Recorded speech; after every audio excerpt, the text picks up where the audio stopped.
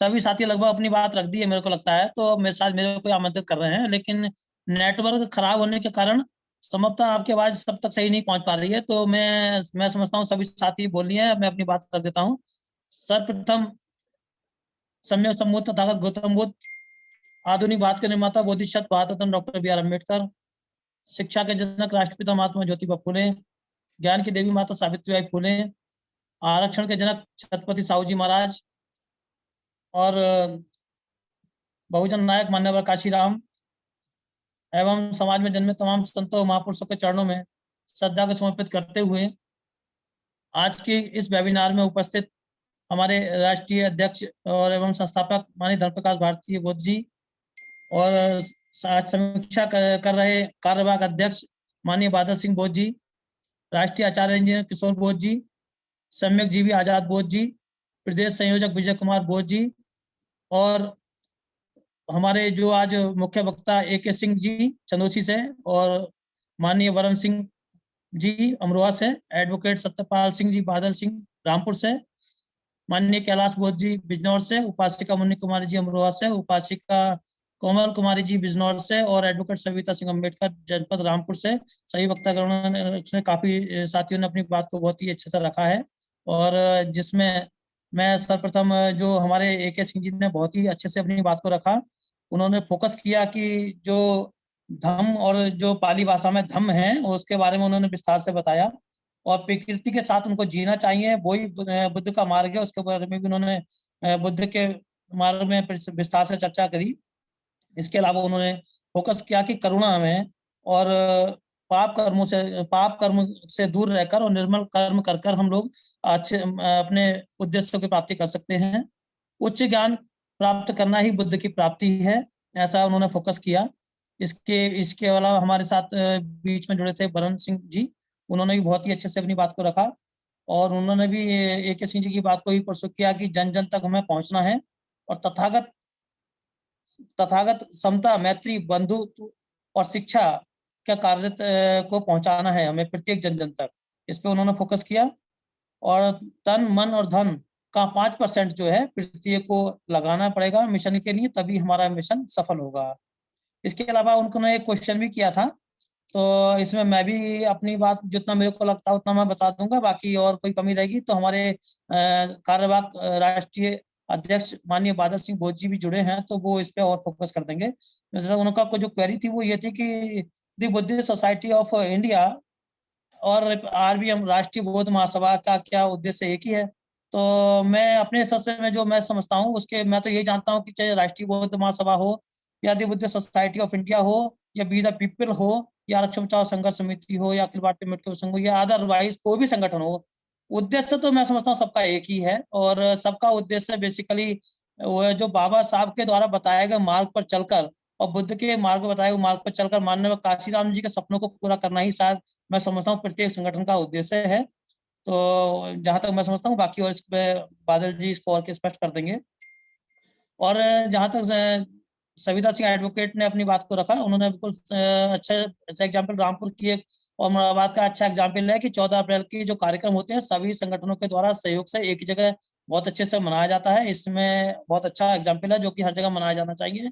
और 2 अप्रैल की घटना भी इस बात का एग्जाम्पल है, 2 अप्रैल 2018 कि उसमें भी सब संगठन हम बिना किसी के आह्वान के हम लोग एक मंच पे आ गए थे।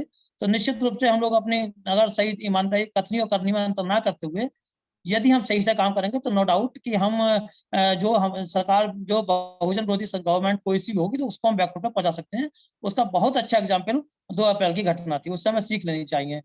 इसके अलावा मैं आपको बता दूं कि जो हमारे एडवोकेट सतपाल सिंह जी ने जो चर्चा करी मंडल मुरादाबाद के परिप्रेक्ष्य में, तो मैं आपको बता दूं साथियों कि नरखेड़ा, ग्राम नरखेड़ा और मिलक तहसील जनपद रामपुर में एक अम्बेडकर पार्क था नरखेड़ा में, तो उसमें एक बोर्ड लगा था जिसपे बाबा साहब की फोटो थी। तो कुछ उपद्रवियों ने उस पर बाबा साहब की फोटो पे कालिख पोतने का काम किया। वो इसलिए किया क्योंकि वो बाबा साहब अम्बेडकर के नाम जमीन अलाट थी, जिसको शायद 1995 में उसको उसके नाम पट्टा करा दिया था वहां के प्रधान ने, तो उनके नाम दर्ज थी। लेकिन वर्तमान के प्रधान को ये बात डाइजेस्ट नहीं हो रही थी और वो उसको कब्जा कर उस पर पंचायत घर बनाना चाह रहा था। और ये फिर वहाँ के जितने भी सोशलिस्ट और एक्टिविस्ट लोग हैं, उन्होंने इस पे संज्ञान लिया, और संज्ञान लेने के बाद तमाम रेवेन्यू टीम से और प्रशासन से संपर्क कर उसको बाबा साहब की पार्क की जमीन को बरकरार रखा, जिसको लेकर लोगों को आक्रोश हुआ। उन्होंने ये हरकत बाबा साहब की करी, जिसके क्रम में अगले दिन पूरे प्रशासन को वहां पे घेर लिया। बहुजन समाज के सभी साथियों ने, सभी सभी काफी संगठनों के लोग वहां उपलब्ध थे, जिसमें राष्ट्रीय बौद्ध महासभा के लोग भी उपलब्ध थे, और उन्होंने करके उनके विरुद्ध मुकदमा दर्ज कराया और उस पर सख्त सख्त धाराएं लगवाने का काम करने का काम भी किया। तो ये सारे संगठन बहुत अच्छे से काम कर रहे हैं, और राष्ट्रीय बौद्ध महासभा भी मंडल मुरादाबाद में बहुत ही बढ़ चढ़ कर काम कर रही है, और एक्सटेंशन भी हुआ है। सब जनपदों में नहीं हुआ, लेकिन काफी जनपदों में इसका एक्सटेंशन हुआ है राष्ट्रीय बौद्ध महासभा का। तो ये सब हुआ है साथियों, जो आपने बात रखी है। इसके अलावा मैं कुछ अपनी बात भी रखना चाहूंगा। मैं यही जानता हूँ साथियों कि जैसे बुद्ध की बात है, तो मैं तो यही मानता हूँ कि जिसकी बुद्धि में यदि बुद्ध होंगे तो उसके विचार ऑटोमेटिक शुद्ध होंगे। तो हमें अपनी बुद्धि में बुद्ध रखने हैं, जैसे कि ए.के. सिंह जी ने बहुत अच्छा फोकस किया, वरुण सिंह जी ने भी फोकस किया। तो बुद्ध को वास्तव में अपने अनुसरण करना है, और बुद्ध ने जो आर्य सत्य दिए हैं उसमें सारी चीजों का खात्मा कर दिया है कि हर चीज का दुख होता है, दुख का कारण होता है, उसका निवारण है, उसका उपाय है। और उपाय के लिए बुद्ध ने अष्टांगिक मार्ग दिए हैं। लेकिन होता क्या है कि हम लोग दूसरे की तरफ बहुत जल्दी क्वेश्चन मार्क खड़ा कर देते हैं, उंगली उसकी तरफ उठा देते हैं, लेकिन कभी सेल्फ एनालिसिस ये नहीं करते कि बेसिकली हम उसका अनुसरण कितना करते हैं। जो बुद्ध ने अष्टांगिक मार्ग दिया है, मेरा अपना मानना यह है कि जो बुद्ध के द्वारा दिए अष्टांगिक मार्ग हैं, सम्यक दृष्टि, सम्यक संकल्प, सम्यक वाक, सम्यक कर्म, सम्यक जीविका, सम्यक व्यायाम, सम्यक स्मृति और सम्यक समाधि, ये अष्टांगिक मार्ग हैं। यदि इन अष्टांगिक मार्गों पे यदि अपने व्यक्ति अपने जीवन का, अपने परिवार का और इस देश का निर्वहन करेगा, तो मैं नहीं समझता कि कहीं पर भी कोई अपने लक्ष्यों की प्राप्ति में कोई दूर रहेगा। मैं 100% कहता हूँ कि वो इस पर चलेगा तो 100% अपने लक्ष्यों की प्राप्ति करेगा। और राष्ट्रीय बौद्ध महासभा की जहां तक बात है, तो राष्ट्रीय बौद्ध महासभा इसको लेकर जबरदस्त अपना काम कर रहा है, और प्रत्येक दिन 25 सेक्टर उसमें डिवाइड कर प्रत्येक दिन अलग अलग टॉपिक्स पर समीक्षा की जा रही है और मीटिंग्स की जा रही हैं, और सभी साथियों को जोड़ने का काम किया जा रहा है। जन जन तक पहुंचने का काम भी राष्ट्रीय बौद्ध महासभा के द्वारा किया जा रहा है, जिसमें हमारे राष्ट्रीय अध्यक्ष और संस्थापक माननीय धर्मप्रकाश भारती जी और कार्यवाहक अध्यक्ष बहादुर सिंह बोस जी, और इसके साथ जो राष्ट्रीय कार्यालय है हमारे, उसमें शशि मैडम और मुकेश जी, इन सब लोगों का बहुत ही महत्वपूर्ण रोल है। इसके अलावा और सभी साथियों का भी बहुत महत्वपूर्ण रोल है। तो इसलिए उद्देश्य की निश्चित रूप से प्राप्ति करेंगे। लेकिन साथियों में कुछ चीजों पर फोकस करना चाहूंगा, इसके अलावा और भी। क्योंकि देखिए साथियों, बात यह है कि राजनीति और सत्ता वह मास्टर चाबी है, वह मास्टर चाबी है जिससे सभी विकासों की ताले खोले जा सकते हैं। लेकिन अभी हम लोग उससे बहुत दूर हैं, और उसके पीछे रीजन है हमारा बहुजन समाज जो है, समस्याओं की जो जड़ है सबसे बड़ी वो है अज्ञानता। हमने बाबा, जैसे कि बरन सिंह जी ने बताया कि बाबा साहब के 2003 सूत्र दिए गए थे, शिक्षित बनो, संगठित रहो, संघर्ष करो। हमने उनको समझा ही नहीं, अभी हम उसको लेकर अज्ञानी हैं। जैसे कि उन्होंने शिक्षक की, हम नौकरी के लिए शिक्षित हुए हैं, लेकिन वैसे के लिए शिक्षित हुए नहीं अभी। तो वो उन्होंने बताया था, फोकस किया था, मैं उनकी बात से सहमत हूँ। और इसके अलावा यह है कि जब हमारे मनुवादी, जो हमारे विरोधी, बहुजन विरोधी लोग हैं, उन्होंने हमारे समाज को चूंकि यूनाइट ना हो जाए, तो 6731 जातियों में उन्होंने बांटने का काम किया। लेकिन उन्होंने बांट जरूर रखा है हमको, लेकिन उसके बाद बाबा साहब ने बड़े ही टैलेंटेड तरीके से और अंग्रेजों से लड़ने के बाद कम्युनल अवार्ड लेके आए, लेकिन उस पर भी उन्होंने सेंध लगा दी, और कहीं हद तक वो मात्र हमें खाली प्रतिनिधित्व भी मिल पाया, जिसको हम आरक्षण वर्तमान में कहते हैं, वही मिल पाया।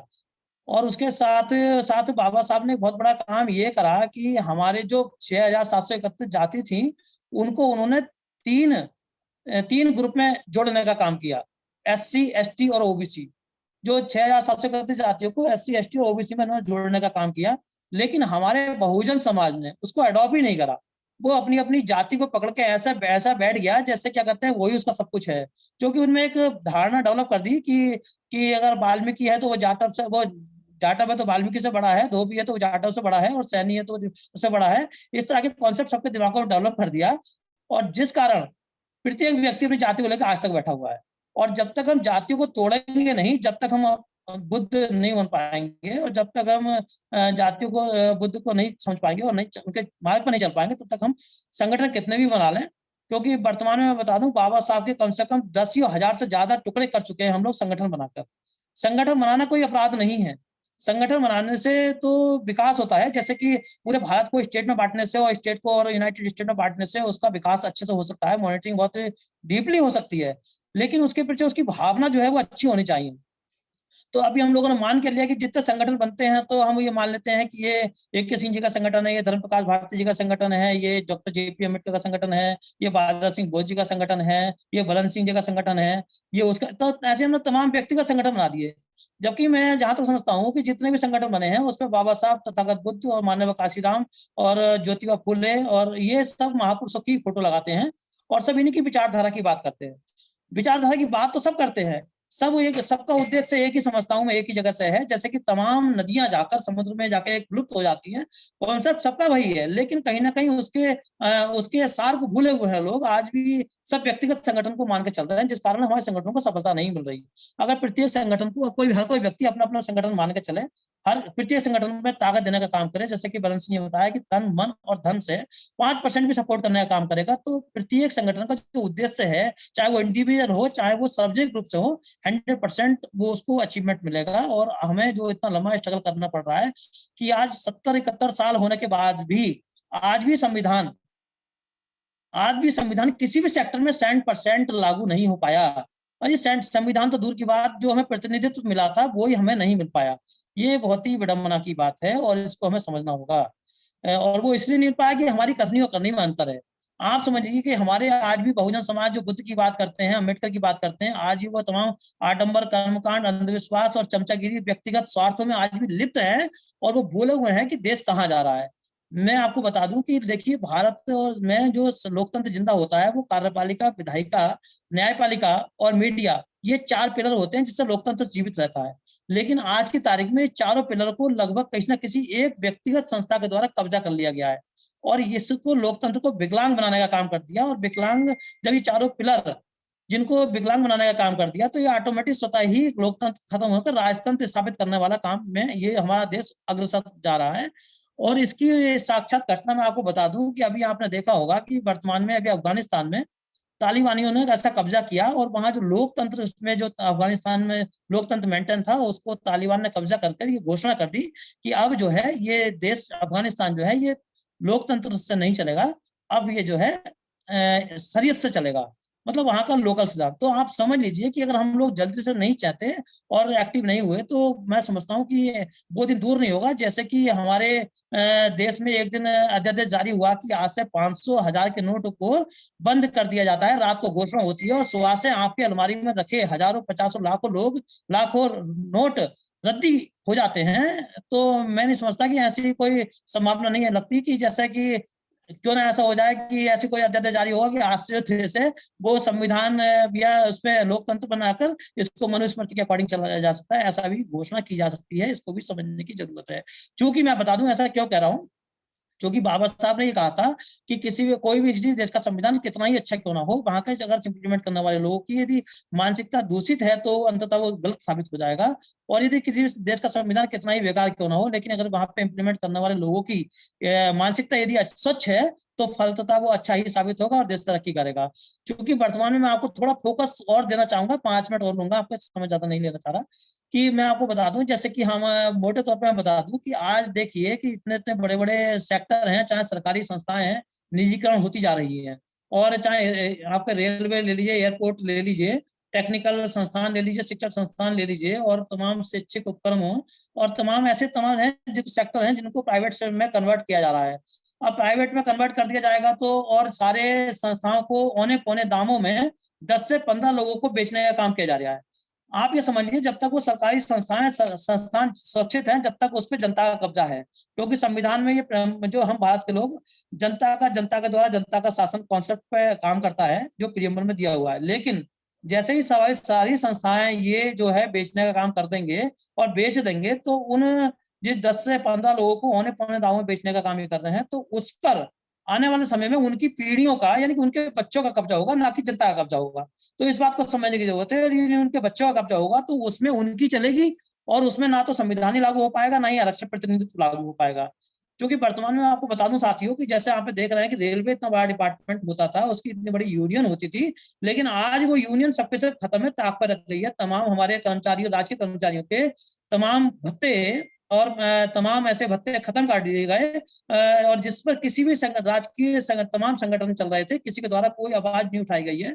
और जबकि स्वतंत्रता का अधिकार जो आर्टिकल 18 से 22 है, उसमें आर्टिकल 19 जो है वो सीधे सीधे हमें अभिव्यक्ति की आजादी देता है, संघ बनाने की आजादी देता है, और अपनी बात को सभा करने की आजादी देती है, अपनी बात को रखने और कहीं भी संचरण करने की आजादी देता है। लेकिन मैं ये देख रहा हूँ कि वर्तमान में जो है कि कोई भी संगठन ना तो अभी अपनी बात को स्वच्छता से रख पा रहा है, ना दबंगई से रख पा रहा है, और उसका वो मतलब सहम गया है। तो इसका मतलब है कि जब वो अपनी बात को नहीं रख पा रहा, तो कहीं ना कहीं हमारे फंडामेंटल राइट्सों का उल्लंघन हो रहा है, हनन हो रहा है। तो ये चीज मेरे को लग रहा है कि ये बहुत खतरा है हमारे देश के लिए। ऐसे ही मैं बता दूंगा कि जो आर्टिकल समता का अधिकार में आर्टिकल 15 है, वो धर्म, मूल नाश और जाति लिंग और जन्म स्थान को लेकर जो हमारे विभेद नहीं करता है, उसकी आजादी देता है। लेकिन आप देख रहे हैं कि प्राय तमाम धर्म और जाति के आधार पर और जन्म स्थान के आधार पर तमाम लोगों के मतलब शोषण किया जा रहा है, तमाम घटनाएं हमारे सामने आ रही हैं, जाति के नाम पर और गाड़ियों पर ब्राह्मण, ठाकुर इस तरह से दिखाया जा रहा है। तो ये भी एक तरह से मतलब एक तरह से उसका संविधान के विरुद्ध काम किया जा रहा है। इसके अलावा आपने और भी मैं आपको थोड़ा फोकस दे दूं कि जैसे शोषण के विरुद्ध अधिकार जो आर्टिकल 23 से 24 के है, उसमें जो SC/ST एक्ट है, जो कि 2 अप्रैल 1918 को हमारे तमाम बहुजन समाज के संगठनों के द्वारा उसको रोकने का काम किया गया था, उसको वापस दिलाने का काम करा गया था। तो वापस तो हमने कर लिया, सुरक्षित तो कर लिया, लेकिन प्राय देखने में आ रहा है कि SC/ST एक्ट जो है वो कहीं पे भी इम्प्लीमेंट नहीं हो रहा है। ऊपर से इंस्ट्रक्शन जारी हो चुके हैं कि कहीं पे भी SC एक्ट किसी पे भी ना लगाया जाए। तो इस तरह से मतलब ये भी फंडामेंटल राइट्स का हनन हो रहा है।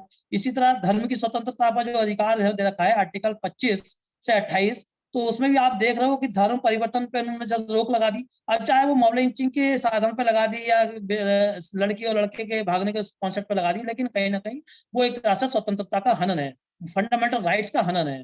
तो ये चीज तमाम आपको देखने में आ रही है। इसके अलावा लास्ट में एक चीज और कह रहा हूँ कि जो संस्कृति और शिक्षा का संबंधी जो अधिकार है आर्टिकल 29, 30 और 31 जिसमें आता है, उसमें सबसे बड़ा हमें शिक्षा का अधिकार दिया गया है। लेकिन आप ये देख रहे हो कि सबसे ज्यादा एरिया टारगेट की जा रही है, शिक्षा की जा रही है।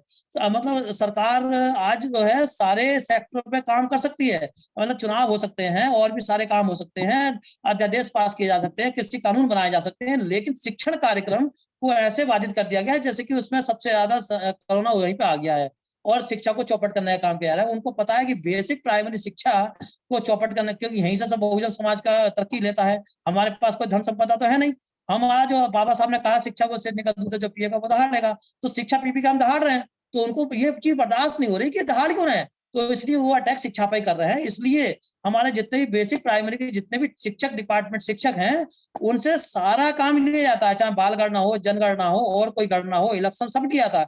बस उनसे एक काम नहीं लिया जाता, वो है शिक्षण कार्य। शिक्षण कार्य उनसे नहीं लिया जा रहा है, बाकी सारे काम लिए जा रहे हैं। बच्चों से शिक्षा ही नहीं दी जा रही है, बाकी उनसे सब सारी मीटिंग्स हो रही है, सारी सब कुछ हो रहा है, शिक्षण नहीं दिया जा रहा। तो साथियों बहुत समय बहुत हो गया है और भी साथियों ने काफी डिटेल से बोला था। फाइनली सभी साथियों ने बहुत डिटेल से बात रखी। मैं यहाँ पे अब यही कहना है कि इस तरह से देश में तमाम बहुत दूषित मानसिकता से काम चल रहा है, सब चीजों को समझने की जरूरत है। और अगर हम जल्दी नहीं चाहते तो स्थिति अफगानिस्तान वाली ना हो जाए, इस पर भी ध्यान करने की जरूरत है। इसलिए मैं यहाँ पे आप लोग सभी साथियों से आह्वान करना चाहूंगा कि हम लोग जो है बहुजन समाज के लोग हैं, और इसलिए हम अपने अहम ईगो और व्यक्तिगत स्वार्थ को छोड़कर हम लोग हम की बात करें, I+I हम की बात करें। हम जो जैसे प्रियम्बल में दिया गया बी द पीपल, हम भारत के लोग, तो हम उस कॉन्सेप्ट पर काम करेंगे, तब हम एक दूसरे की ताकत बनने का काम करेंगे, एक दूसरे को सपोर्ट करने का काम करेंगे, उस पर हमें काम करने की जरूरत है। इसके अलावा दूसरी बात यह है कि हमें जो अपनी कथनी और करनी में अंतर नहीं करना है, हमें उस पर ईमानदारी से वर्क करना है। इसके अलावा मैं आपको साथियों एक और मैसेज देना चाहूंगा कि 2022 का इलेक्शन नजदीक है। मैं सभी साथियों से अनुरोध करूंगा 2022 का इलेक्शन जो है उसमें अपनी वोट जो बाबा साहब ने बड़े ही मेहनत के बाद हमें दिलाया था, कम्युनल अवार्ड में जो नहीं जो दिया था वो तो हमें नहीं मिल पाया, लेकिन जो बाबा साहब ने संविधान में दिया वो हमें मिला। तो उसके अंतर्गत हमें उसका उपयोग बहुत ही ईमानदारी के साथ करना चाहिए, बहुत ही ये अच्छे से। और उसमें मैं यही कहना चाहूँगा कि हम उसको वोट करें जो बहुजन समाज, जो बहुजन के विरोधी सरकार है या जो बहुजन विरोधी पार्टी है, उसके अगेंस्ट में जो पक्ष जीत के आ रहा हो, हमें उस पक्ष को सपोर्ट करने का काम करना है, उसके पक्ष में वोट करने का काम करना है। तभी हम चूँकि मैंने कहा ना, राजनीति और सत्ता है मास्टर चाबी है, जिससे सभी विकास के ताले खोले जा सकते हैं। तो साथियों, बिल्कुल उसमें काम करने की ज़रूरत है।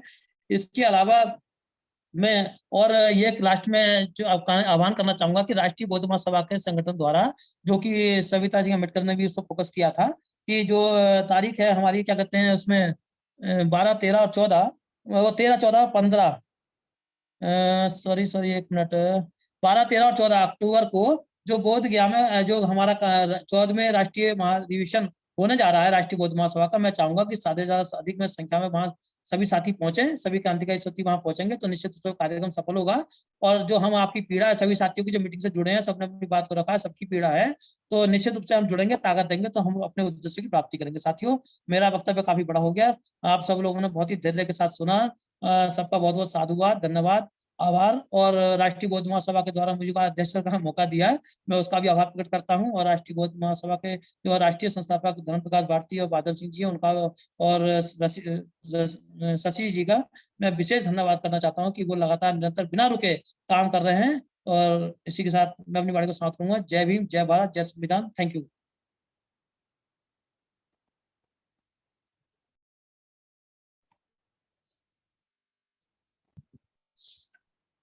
सत्येंद्र मोहन जी।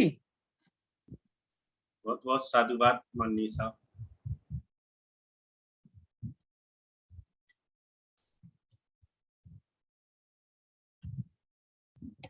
जय साहब, सत्येंद्र मोहन जी।